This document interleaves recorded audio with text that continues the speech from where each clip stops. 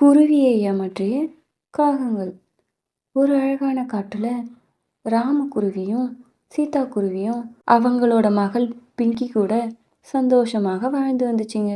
ராமுவுக்கும் சீதாவுக்கும் பிங்கி ஒரே பொண்ணு. அதனால அவங்க பிங்கி மேல உயிரையே வச்சிருந்தாங்க. பிங்கி குருவிக்கு டிம்பிள் புறாவும் ரோசி கிளியும் பெஸ்ட் ஃப்ரெண்டா இருந்துச்சுங்க. தினமும் பிங்கி குருவியும் அவங்களுடைய ஃப்ரெண்ட்ஸும் சேர்ந்து பக்கத்தில் இருக்க நதிக்கு போய் வீட்டுக்கு தண்ணி எடுத்துட்டு வருவாங்க. அதே நதிக்கு பக்கத்தில் கொஞ்சம் தூரம் தள்ளி ஒரு மாமரம் ஒன்று இருந்துச்சு. அது தண்ணி இல்லாமல் வாடி போய் இருந்துச்சு. அந்த மாமரம் அந்த வழியாக போகிற வர பறவைகளை கூப்பிட்டு தன்னோட வேருக்கு தண்ணி ஊற்ற சொல்லி கேட்கும். எந்த பறவைகளுமே மாமரத்துக்கு உதவி பண்ணலை. ஒரு நாள் அந்த பக்கமாக காலுக்காகமும் சோனாக்காகமும் வந்துச்சுங்க. அதை பார்த்த அந்த மாமரம், காலு, சோனா, இங்க கொஞ்சம் வாங்கலேன். எனக்கு கொஞ்சம் உதவி பண்ணுங்க ப்ளீஸ். இங்க பாருங்க, என்னோட வேர்களுக்கு தண்ணி இல்லாம என்னோட இலையெல்லாம் கொட்டிடுச்சு. இப்படியே போச்சுன்னா நான் இன்னும் கொஞ்ச நாள்ல இறந்து போயிடுவேன். ப்ளீஸ் ஹெல்ப் பண்ணுங்க. நீங்க எனக்கு சும்மா கூட உதவி பண்ண வேணாம். நீங்க தண்ணி ஊத்துனா இன்னும் கொஞ்ச நாள்ல இலைகள்லாம் விட்டு மாம்பழம் வரும். நான் உங்களுக்கு தினமும் மாம்பழம் தரேன். ப்ளீஸ் ஹெல்ப் பண்ணுங்க. ஏய் காலு, இந்த மாமரத்தை பாத்தியாடா? நல்லா காமெடி பண்ணுதுல. ஆமா சோனா, நீ கரெக்டா தான் சொல்ற. இதுவே இன்னைக்கோ நாளைக்கோன்னு இருக்கு. இது நமக்கு பழம் தருதான்.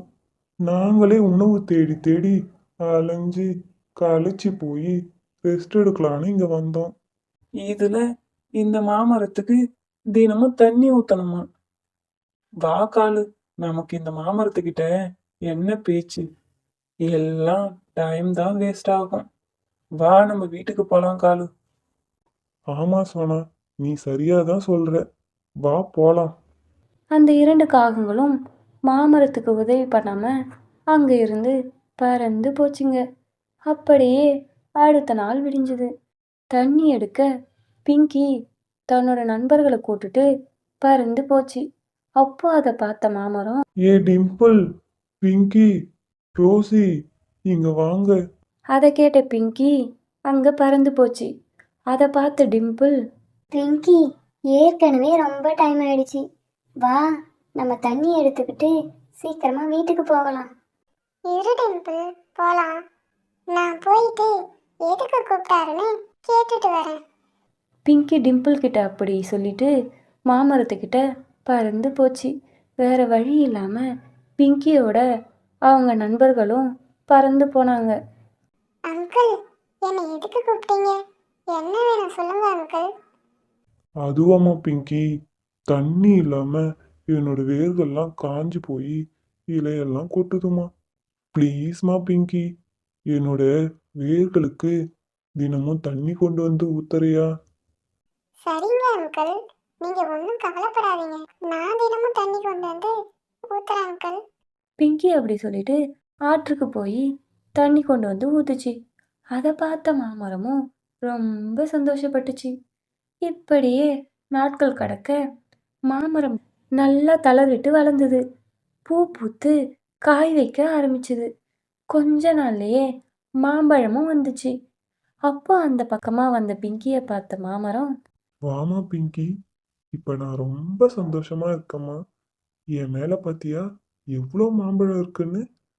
ஆமா அங்கிள், நிறைய இருக்கு.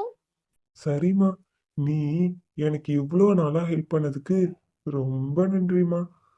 இன்னும் கொஞ்ச நாள்ல மழைக்காலம் வந்துருமா. அதுக்கப்புறம் எனக்கு நீ தினமும் தண்ணி கொண்டு வந்து ஊத்த வேணாமா.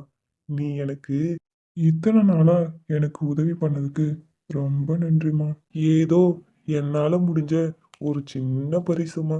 இதுல கொஞ்சம் மாம்பழம் வச்சிருக்கமா, வீட்டுக்கு எடுத்துட்டு போமா. ரொம்ப தேங்க்ஸ் அங்கிள். பிங்கி பழக்கூடைய தூக்கிக்கிட்டு வீட்டுக்கு பறந்து போச்சு. ஒரு நாள் ராமுவும் சீதாவும் ஒன்றா உணவு தேடி கொண்டு வர பக்கத்து காட்டுக்கு பறந்து போச்சுங்க. ரொம்ப நேரம் தேடி அலைஞ்சு கொஞ்சம் உணவு கிடைச்சது. அதை எடுத்துக்கிட்டு வீட்டுக்கு திரும்பிச்சிங்க. அப்போ திடீர்னு காத்து அடிக்க ஆரம்பிச்சது. கூடவே பலமா மழையும் பெஞ்சுது. அப்படியே நேரம் ஆக ஆக பலமா காத்து அடிக்க ஆரம்பிச்சது. அப்போ காத்துல மரங்கள்லாம் வேகமா ஆடுச்சு. அத பார்த்த சீதா, ஏங்க, காத்து ரொம்ப அடிக்குதுங்க. நம்ம பொண்ணு வேற தனியா இருக்கா. அவ என்ன பண்றாளோ தெரியலையே. சீக்கிரமா வாங்க, வீட்டுக்கு போலாம். அப்படின்னு சொல்லிட்டு 2 பறவைகளும் வேகமா பறந்து போச்சுங்க. அப்போ மழையோட காத்தும் சேர்ந்து இடியும் இடிக்க ஆரம்பிச்சது. அப்போ இடி இடிக்கும்போது 2 பறவைங்க மேலேயும் இடி விழுந்து அங்கேயே இருந்து போச்சுங்க. அப்போ வீட்டுல பிங்கி குருவி, என்ன, உணவு கொண்டு வர போன அப்பா அம்மா இன்னும் வீட்டுக்கு வரல? இன்னும் என்ன பண்றாங்க வீட்டுக்கு திரும்பி வராம? அப்படியே பிங்கி குருவி அவங்க அம்மா அப்பா வருவாங்கன்னு வெயிட் பண்ணின்னு இருந்துச்சு. அப்படியே மறுநாளும் விடிஞ்சுது. இன்னும் அம்மா அப்பா வரலன்னு பிங்கி குருவி அவங்கள தேடி காட்டுக்கு பறந்து போச்சு. அப்போ கொஞ்ச நேரம் கழிச்சு ஒரு மரத்துக்கு கீழே அவங்க அப்பா அம்மா இறந்து போய் கிடக்கிறத பார்த்த பிங்கி குருவி அழுதுகிட்டே, அம்மா, அப்பா, என்ன தனியா விட்டுட்டு இப்படி போயிட்டீங்களே. நான் இனிமே என்ன பண்ணுவேன்? அப்படின்னு பிங்கி குருவி கதறி கதறி அழுவுச்சு. அதை பார்த்த மற்ற பறவைகள் பிங்கி குருவிக்கு ஆறுதல் சொல்லிட்டு அவங்க அம்மா அப்பாவை நல்முறையில் அடக்கம் பண்ணிட்டு வீட்டில் மனம் உடைஞ்சி உட்கார்ந்து இருந்த பிங்கியை பார்த்து அவங்க நண்பர்கள் பிங்கிக்கு ஆறுதல் சொன்னாங்க. அதே சமயத்தில் சோனா வீட்டில், ஏய் காலு, உனக்கு ஒரு விஷயம் தெரியுமா? பிக்கியோட அம்மா அப்பா இறந்துட்டாங்களாம். ஆ, தெரியுமே சோனா. இப்ப அதுக்கு என்ன? அட அறிவில்லாத காலு, நம்ம வீட்டை பாத்தியா? எவ்வளோ பழசா இருக்குதுன்னு. ஆனா பிங்கியோட வீடு அவங்க அம்மா அப்பா இப்பதான் கொஞ்ச நாளுக்கு முன்னாடி கட்டுனாங்க. அந்த பிங்கி குருவிய துரத்திட்டு அந்த வீட்டை நம்ம எடுத்துக்கலாம். ஆனா சோனா, இந்த பிளானை எப்படி பண்ண போற? அட அறிவு கெட்ட காலு, உன்னை வச்சுக்கிட்டு எப்படிதான் நான் வாழ போறேனோ தெரியல. அந்த பிங்கி குருவி அவங்க நண்பர்களோட உணவு தேட வெளியே போகும். அப்போ அந்த வீட்டை நம்ம எடுத்துக்கலாம். 2 காகங்களும் அப்படி சொல்லிக்கிட்டு பிங்கி வீட்டுக்கிட்ட போச்சுங்க. அப்போ பிங்கி அவங்க அம்மா அப்பா இல்லாததால வேற வழி இல்லாம உணவு தேட அதுவே போச்சு. அப்போ அதை பார்த்த காகங்கள் பிங்கி வீட்டுக்கு போச்சுங்க.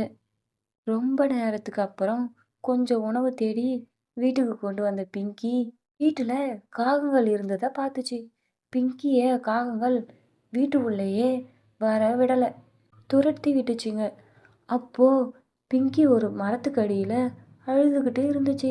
அதை பார்த்த மற்ற பறவைகள் பிங்கி வீட்டுக்கு போய் சோனாவையும் காலுவையும் பிங்கி வீட்டை விட்டு அடிச்சு துரத்துச்சுங்க. அப்போ பிங்கி, உங்க எல்லாருக்கும் ரொம்ப நன்றி, என்னோட வீட்டை எனக்கே திருப்பி கொடுத்ததுக்கு. அப்படியே எல்லா பறவைகளும் மகிழ்ச்சியாக வாழ்ந்துச்சுங்க. இதிலிருந்து நம்ம என்ன தெரிஞ்சுக்கிறோன்னா, நம்ம நல்லது செஞ்சா, நல்லவங்களா இருந்தா, கடவுள் நம்மளுக்கு கஷ்டம் கொடுத்தாலும் கடைசியில் நம்மளுக்கு நல்லதே செய்வார். This video sponsored by mode e shopping. இந்த பை மோட் இ ஷாப்பிங்கில் உங்கள் வீட்டுக்கு தேவையான பொருட்கள் மற்றும் skin care product and hair care product நல்ல குவாலிட்டியான பொருட்களை சேல் பண்ணுறாங்க. நீங்கள் எதனா பொருட்களை பை பண்ணணும்னு நினச்சிங்கன்னா லிங்க் டிஸ்கிரிப்ஷனில் இருக்குது, செக் பண்ணி பார்த்துட்டு வாங்கிக்கோங்க.